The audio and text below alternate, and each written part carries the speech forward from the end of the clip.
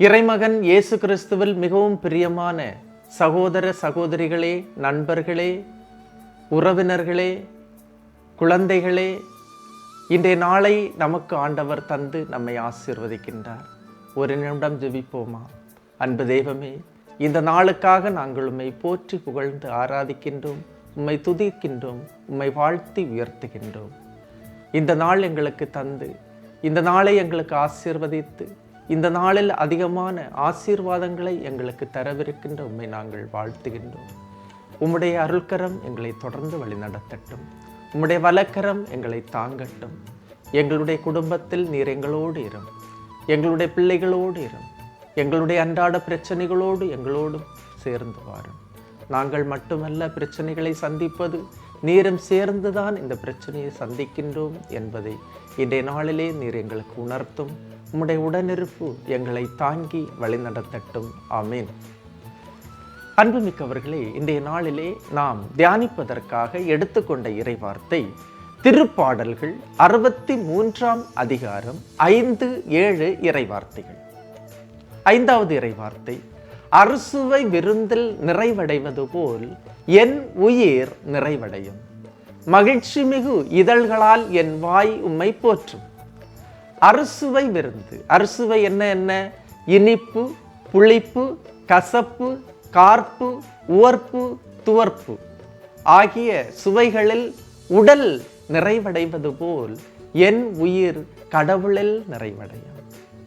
எரேமியா சொல்லுகின்ற ஆண்டவருடைய இறை வார்த்தையை நான் சுவைத்தேன், அது தேன் போல் இனித்தது என்று சொல்லுகின்றார். இறை வார்த்தையை கேட்டு கடவுளை தியானிக்கின்றவர்களுக்கு ஆன்ம திருப்தி கிடைக்கும், மன நிறைவு உண்டாகும், உயிர் நிறைவடையும். நாம் இந்த உலகில் பிறந்ததன் நோக்கம் பூர்த்தியாகும்.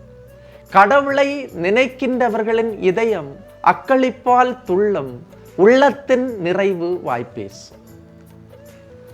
அடுத்து இறைவார்த்தை நமக்கு சொல்லுகின்றது, மகிழ்ச்சி மிகு இதழ்களால் என் வாய் உம்மை போற்றும். உள்ளம் ஓகை கொண்டு மகிழ்ச்சியால் துள்ளும் போது கடவுளை நமது உதடுகள் போற்றி ஆர்ப்பரிக்கும், துதித்து உயர்த்தும், பாடி மகிழும். கதிரவனை கண்ட செடி போல அது அகமகிழும். அன்புமிக்கவர்களே, அடுத்த இறைவார்த்தை 7வது இறைவார்த்தை, ஏனெனில் நீர் எனக்கு துணையாயிருந்தீர், உம் இறக்கைகளின் நிழலில் மகிழ்ந்து பாடுகின்றேன். இந்த அக்களிப்பு, இந்த வாழ்த்து, இந்த துதித்தல், இது எதனால் கிடைக்கின்றது? கடவுளின் உடனிருப்பால் கிடைக்கின்றது.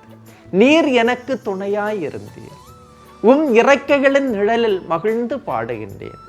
நற்செய்தி பணி செய்யும் சகோதரரிடத்தில் கடவுள் துணையாக இருக்கின்றார். இறை வார்த்தையை தியானிக்கும் மக்களுக்கு துணையாக இருந்து வருகின்றார்.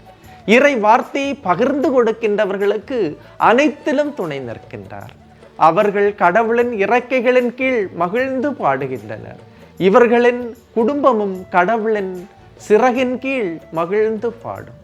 இறை வார்த்தையை தியானிக்க உன்னையும் உனது குடும்பத்தையும் கடவுளின் வலக்கரம் தாங்கி பிடிக்கும். அன்புமிக்க சகோதரமே, இறுக பிடிக்கும். நீ எந்த நிலையில் இருந்தாலும், எந்த சூழலில் இருந்தாலும் வீழ்ந்து போக மாட்டாய், நீ அழிந்து போக மாட்டாய்.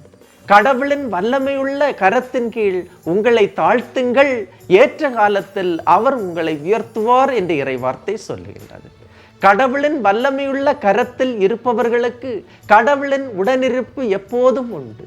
இது கடவுளின் வார்த்தையை தியானிப்பவர்களுக்கு கடவுள் தருகின்ற மகத்துவம், கடவுள் தருகின்ற விலை, கடவுள் தருகின்ற மேன்மை. எனவே அறுசுவை விருந்தில் உடல் மகிழ்வது போல, நிறைவடைவது போல, மகிழ்ச்சி மிகு இதழ்களால் நாம் கடவுளை வாழ்த்தி உயர்த்தும் போது கடவுள் நம்மோடு இருக்கின்றார். கடவுளுடைய சிறகண்டையில் நாம் இருக்கின்றோம். இன்றைய நாளை ஆண்டவருடைய பாதத்திலே ஒப்பு கொடுப்போமா?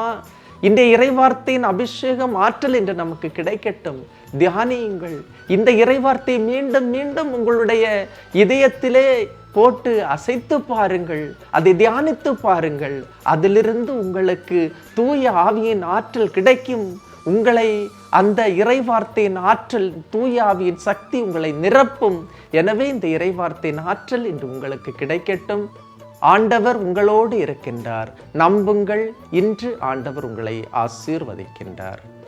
எல்லாம் வல்ல இறைவன், தந்தை, மகன், தூய ஆவியார் உங்களையும் உங்கள் குடும்பத்தையும் நிறைவாய் ஆசீர்வதிப்பாராக. ஆமேன்.